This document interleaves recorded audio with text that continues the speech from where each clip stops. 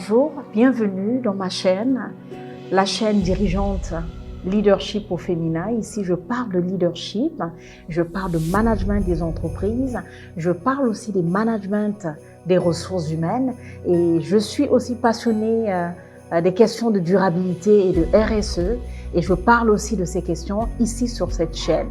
Si vous ne le savez pas, je suis Belle Loretta Téné, cofondatrice du média Dirigeante Leadership au féminin, un média qui valorise et fait la promotion des femmes cadres, chefs d'entreprise, pour servir de modèle aux autres, pour les booster, pour les challenger, les inspirer.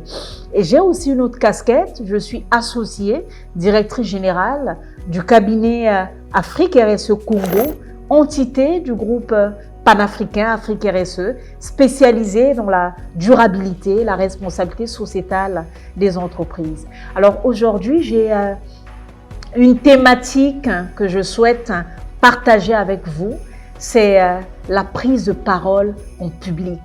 Vous savez, ça fait plus de 500 dirigeantes avec lesquelles j'ai échangé dans le monde, que ce soit en Afrique, en Amérique et également en Europe, et vous serez surpris de savoir ou surprise de savoir qu'il y a certains dirigeants, même à ce niveau, qui souffrent, qui ont peur de prendre la parole en public. Donc, ne culpabilisez pas si vous êtes dans cette situation. Alors, ce que je vais vous dire, il y a des astuces, et bien évidemment avec certaines dirigeantes qui m'ont donné ces astuces, et ce sont des astuces aussi personnelles que j'ai eu à développer pour gagner confiance, afin de réussir une prise de parole en public. D'ailleurs, lorsque je parle de la prise de parole en public, ça me fait penser à une dirigeante que j'ai interviewée, elle c'est Amel. Elle est vice-championne du monde dans son domaine, c'est une athlète de haut niveau. Elle est également championne de France. Mais quand j'ai échangé avec elle, elle m'a dit quelque chose qui m'a fait réfléchir. Elle m'a dit qu'elle souffre du syndrome de l'imposteur, elle souffre de la prise de parole en public. Donc c'est normal, ça arrive à beaucoup de personnes, mais ça s'apprend. Alors dans cette capsule, je vais vous donner quelques astuces pour réussir la prise de parole en public. Et d'ailleurs, je vais vous donner encore une anecdote avec une dirigeante au Cameroun. On a organisé une conférence, elle était l'une des guest speakers. Alors ce jour, on m'appelle en aparté, on me dit Madame Téné, comment ça va se passer avec la DG, ça ce sont ses équipes, on espère que ça va bien se passer. Et au fond de moi, j'avais compris une chose, qu'effectivement la DG, pour cette séquence, avait peut-être peur de prendre la parole en public et voulait être rassurée en amont. Alors, venons au vif du sujet.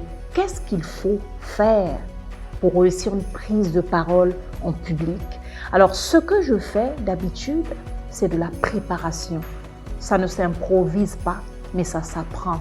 Il faut se préparer avant la prise de parole en public. Alors, si vous êtes débutant, je sais qu'il y a des personnes qui sont déjà outillées, il y a des orateurs excellents qui n'ont pas besoin de préparation parce qu'ils sont déjà rodés. Mais si vous êtes débutant, apprenez ce que vous allez dire.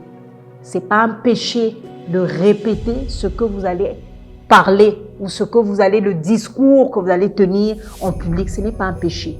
Vous pouvez prendre vos équipes dans l'entreprise, vous faites des simulations.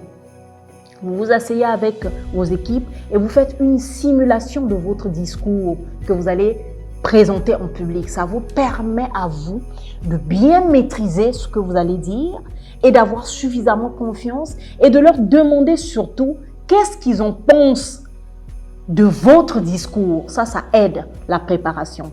Vous pouvez aussi, si vous êtes en famille, avec votre époux, avec vos enfants, faire la même simulation. Ça vous permet de maîtriser ce que vous allez dire, ça vous permet de gérer même le non-verbal, c'est-à-dire votre posture, parce que la prise de parole en public, quand quelqu'un a peur, ça se ressent même au niveau du débit de sa voix. Alors venons au débit de la voix. Remarquez, quelqu'un qui a peur lors de la prise de parole en public a une voix des fois qui est tremblante. La voix tremble. Et celles et ceux qui écoutent le discours, ou qui écoutent l'intervention en public ressentent cette peur à travers le débit de la voix. Donc, dans la préparation, qu'est-ce que vous allez faire? Soit ce que moi je faisais, au lieu d'envoyer un message à quelqu'un, à l'un de vos proches, j'insiste, il faut que ce soit l'un de vos proches ou l'une de vos proches, vous envoyez un voice. Ça vous permet, chaque fois que vous envoyez des voices, ça vous permet d'étudier le débit de votre voix. Est-ce que ma voix elle est tremblante? Est-ce que ma voix elle est rassurante? Donc, on a vu la préparation, donc préparez votre discours avec les équipes. On a vu le débit de la voix, mais il y a aussi une chose que vous pouvez aussi faire. Donc, au-delà, parce que gérer votre gestuelle. Et il y a une chose que je fais aussi, c'est la troisième chose que je vais vous partager. Mettez-vous en face de votre miroir et parlez à la personne qui est en face de vous. Bien évidemment, c'est vous-même. Quand vous allez parler, vous allez voir votre gestuelle, vous allez voir le mimique. Et ça vous permet d'apprendre. Ça vous permet de savoir comment faut-il prendre la parole en public. Et enfin, vous pouvez aussi vous former. Il y a aujourd'hui des cours en art oratoire. Vous pouvez aller vous inscrire. Ça vous permet d'éviter tout ce qui est tract lors de la prise de parole en public. La formation, elle est capitale. Quand on ne connaît pas, tournez-vous vers les formateurs pour vous former. Vous pouvez vous former sur YouTube, vous pouvez vous former sur TikTok. Aujourd'hui, les réseaux sociaux sont là aussi pour jouer ce rôle. Et ce que je voulais aussi dire, donc on a retenu, il y a la préparation du discours avec des simulations, donc la simulation. Il y a aussi ce que j'ai dit tout à l'heure, le débit de la voix. Il y a aussi l'effet miroir, donc vous-même, voilà, vous regardez votre image en faisant des simulations. Ça vous permet d'avoir beaucoup plus confiance en soi. Et j'ai parlé aussi de la formation. Alors, si vous avez retenu ces 4 choses, n'hésitez surtout pas de partager à d'autres personnes. Ne gardez pas seulement pour vous, mais partagez à d'autres personnes qui veulent apprendre, qui souffrent d'un manque de confiance en soi, surtout pour la prise de parole en public. N'hésitez pas de commenter. Peut-être que vous avez d'autres astuces. N'hésitez pas de marquer aussi en commentaire les astuces que vous utilisez pour réussir une prise de parole en public. Je vous invite à vous abonner, à partager, à liker, mais je vous invite aussi, si vous avez besoin des formations, que ce soit en leadership, que ce soit en management des ressources humaines, que ce soit aussi en durabilité ou en responsabilité sociétale des entreprises, n'hésitez pas à nous contacter. Nous sommes là pour vous accompagner. Merci d'avoir suivi cette capsule. Je vous dis à une autre prochaine occasion avec la même énergie, avec le même sourire. Merci.